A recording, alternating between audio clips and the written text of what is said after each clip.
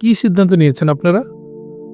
আমাদেরকে বলুন, যাতে আমরাও আপনাকে সহযোগিতা করতে পারি। মা ও মেয়ের কৌশলে আটকে গেলেন আবুল মানসুর। তিনি কিছুটা আবেগপ্রবণ হয়ে পড়লেন এবং কাদের খান, তোগা খান এবং তার সম্মিলিত বাহিনীর যুদ্ধ পরিকল্পনা এবং যুদ্ধের আগেই সুলতান মাহমুদকে হত্যার চক্রান্তের কথা সবিস্তারে বলে দিলেন।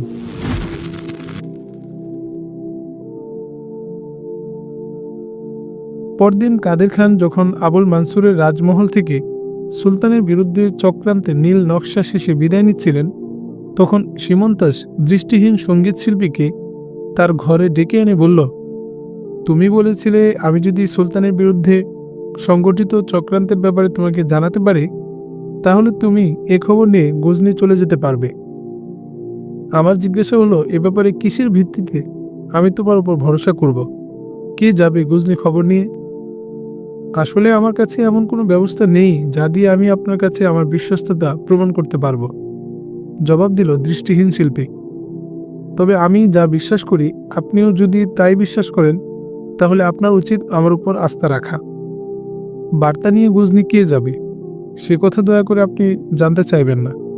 আপনি শুধু একটি ঘোড়া সংগ্রহ করে দিবেন এবং সেই ঘোড়ার লাগাম আমার হাতে তুলে দেবেন। আমি কিছুদিন আপনার দৃষ্টির আড়ালে চলে যাব, কিছুদিন পর আবার আপনার কাছেই ফিরে আসব। কোরআন শরীফ নিয়ে তাতে চুমু দিয়ে দৃষ্টিহীন শিল্পীর হাতে তুলে দিয়ে সীমন্তাস বলল, এটি জগতের সবচেয়ে পবিত্র কিতাব কোরআন। এটি হাতে নিয়ে শপথ করো তুমি প্রতিশ্রুতি রক্ষা করবে। না শাহজাদি, কসম করা ঠিক হবে না, বলল শিল্পী। কসম করলেই অন্তর আয়নার মতো পরিষ্কার হয়ে যায় না। দেখা যায় বেঈমান মুনাফিক লোকেরাই বেশি কসম করে। আপনার দেয়া এই কোরআন শরীফ আমার সাথে থাকবে, আমার এটির দরকার আছে। ফিরে এসে এটি আপনাকে ফেরত দেব। কবে নাগাদ আমার লোক পাঠাতে হবে শাহজাদি? আজই। আজই তোমার লোককে পাঠানোর ব্যবস্থা করতে হবে। তোমার লোক কি আজ রওনা হতে পারবে? জানতে চাইল সীমন্তাস। তা পারবে, বলল অন্ধশিল্পী, কিন্তু আপনাকে ঘোরার ব্যবস্থা করতে হবে এবং বলতে হবে পয়গাম কি। তোমার লোককে সুলতানের সাথে সাক্ষাৎ করে বলতে হবে, কাদের খান, তোগা খান ও আবুল মনসুর মিলে শীঘ্রই খোরাসানে আক্রমণ চালাবে এবং আপনাকে গোপনে হত্যা করাবে। সুলতানকে একথাও বলতে হবে, এক শাসক কন্যা তার বাবার বিরুদ্ধে গিয়ে আপনার সহযোগী হিসেবে এই ঝুঁকিপূর্ণ পথে নেমেছে।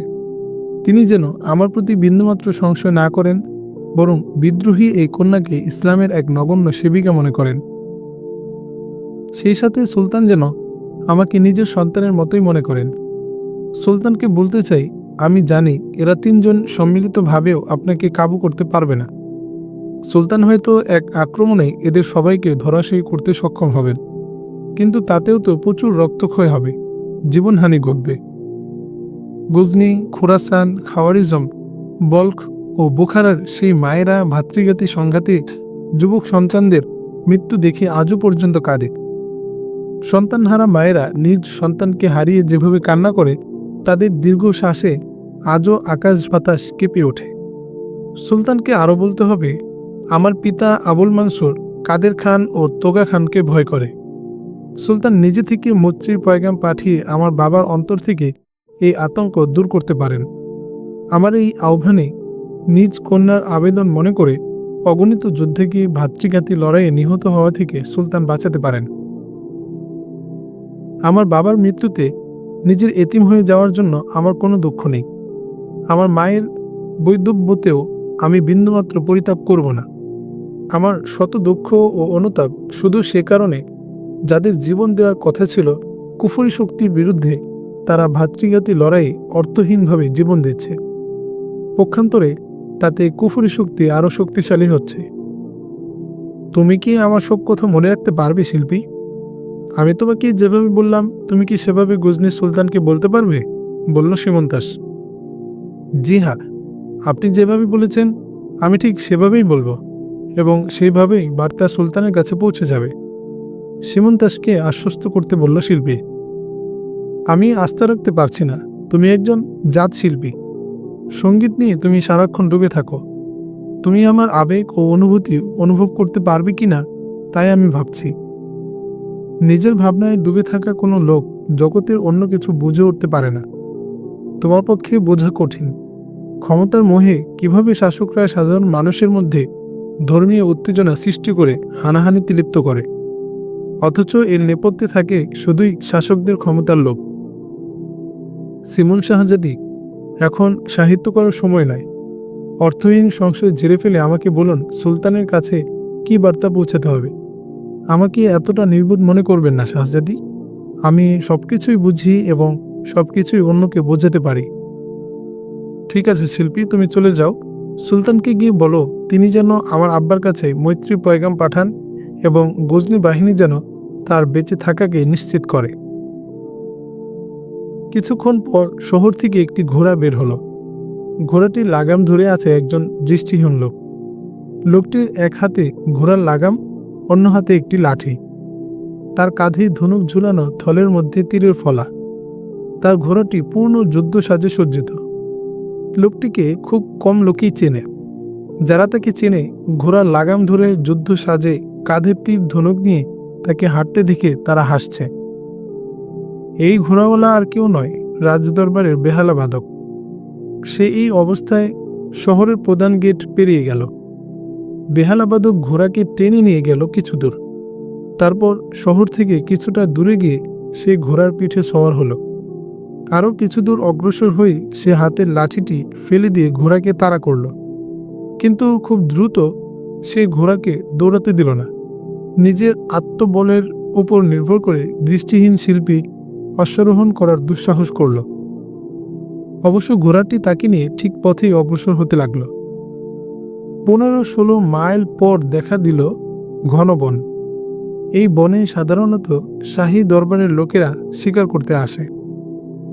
জঙ্গলাকীর্ণ এই জায়গাটিতে বহু উঁচু নিচু টিলা ও খানাখন্দক রয়েছে। এলাকাটিতে হরিণের খুব বিচরণ। সাধারণত হরিণ শিকারের জন্যই এলাকাটি বিখ্যাত। এখানকার হরিণগুলো বেশ বড় এবং স্বাস্থ্যবান হয়ে থাকে। হঠাৎ করে দৃষ্টিহীন শিল্পীর ঘোড়ার সামনে দিয়ে একটি আহত হরিণ পালাচ্ছিল। হরিণটির গায়ে 2টি তীর বিদ্ধ। শিল্পী আহত হরিণের পিছু ধাওয়া করল। হরিণটি আহত হওয়ায় বেশি দৌড়াতে পারছিল না। শিল্পীর ঘোড়া হরিণের কাছাকাছি পৌঁছতেই তীরদান থেকে একটি তীর নিয়ে ধনুকে ভরে ছুটতেই হরিণটির পেছনের পায়ে নিক্ষিপ্ত তীর আঘাত হানল। এবার আর হরিণটি দৌড়াতে পারল না। একটি লাফ দিয়ে মাটিতে পড়ে গেল। আহত হরিণটিকে ধাওয়া করছিল একদল শিকারী, কিন্তু তারা ছিল হরিণ থেকে অনেক দূরে। শিল্পী যখন তীর বিদ্ধ করে হরিণের গতি থামিয়ে দিয়ে হরিণের কাছে গিয়ে থামল, ততক্ষণে হরিণের পিছু ধাওয়াকারী শিকারী দল শিল্পী ও হরিণের কাছে পৌঁছে গেল।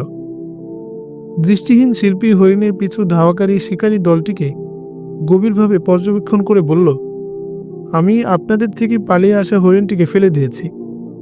একথা তার মুখে উচ্চারিত হলো বটে, কিন্তু শিকারী দলকে দেখে মনে মনে সে ঘাবড়ে গেল, কারণ সেই শিকারী দলটিকে চিনে ফেলেছিল। শিকারী দলের লোকজনও দৃষ্টিহীন লোকটিকে দেখে বিস্মিত হলো, কারণ শিকারী দলের দলপতি ছিল কাদের খান। তার পিছনের ঘোড়াতেই সওয়ার ছিল কাদের খানের সফর সঙ্গী কন্যা আকসি, আর অন্যেরা ছিল কাদের খানের উপদেষ্টা আর নিরাপত্তা রক্ষী। কাদের খান যেদিন আবুল মানসুরের কাছ থেকে বিদায় নিয়ে পথিমধ্যে হরিণ শিকারে মেতে উঠেছিল, সেই দিনই দৃষ্টিহীন শিল্পী আবুল মানসুরের কন্যার সহযোগিতায় সুলতানকে হত্যার চক্রান্তের খবর নিয়ে রওনা হয়েছিল। কাদের খান প্রথমে হরিণের গায়ে একটি তীর বিদ্ধ করে আর দ্বিতীয় তীরটি বিদ্ধ করে তার মেয়ে আকসি, কিন্তু 2টি তীর বিদ্ধ হওয়ার পরও হরিণ ছুটে পালাতে সক্ষম হয়। কিন্তু ঘটনাক্রমে আহত হরিণটি অন্ধ বেহালা বাদকের সামনে পড়ে যাওয়ায় সে চূড়ান্ত আঘাত হানে এবং একটি তীর বিদ্ধ করতেই হরিণটি মাটিতে লুটিয়ে পড়তে বাধ্য হয়। শিল্পীকে দেখে কাদের খান বলে বসলেন, আরে তুমি কি সেই দৃষ্টিহীন সঙ্গীত শিল্পী না, যে আবুল মানসুরের রাজপ্রাসাদে আমাদের মন কাড়া সঙ্গীত শুনিয়েছিলে? শিল্পীর তবলা তার ঘোড়ার জিনের সাথেই বাঁধা ছিল। আকসি তার ঘোড়া শিল্পীর ঘোড়ার কাছে নিয়ে তবলার বাঁধা পুটলাটা খুলতে শুরু করল। পরিস্থিতির আকস্মিকতায় কিংকর্তব্য বিমূঢ় হয়ে গেল শিল্পী, কারণ এতক্ষণে পুটলা খুলে তার তবলা বেহালা আকসি বের করে ফেলেছে। এখন আর এদের কাছে বিষয়টি অস্বীকার করার কোনো উপায় নেই যে সে সেই দৃষ্টিহীন সঙ্গীত শিল্পী নয়। আব্বু, আমার শুরু থেকেই লোকটিকে সন্দেহ হচ্ছিল সে নিশ্চয়ই গোয়েন্দা হবে, নয়তো কোনো দৃষ্টিহীন লোকের পক্ষে কি হরিণকে তীরবিদ্ধ করা সম্ভব, বলল আকসি। কাদের খান তরবারি বের করার নির্দেশের কণ্ঠে বললেন, বাঁচতে চাও তো তোমার আসল পরিচয় বলো। কাদের খানের নিরাপত্তা রক্ষীরা সঙ্গীত শিল্পীকে চতুর্দিকে ঘেরাও করতে চাচ্ছিল। ঠিক সেই সময় অগ্রপশ্চাৎ চিন্তা না করে শিল্পী তার ঘোড়ার জিন টেনে ঘোড়াকে সজোরে তাড়া করল। ঘোড়াটি ছিল প্রশিক্ষিত সেনাবাহিনীর ঘোড়া।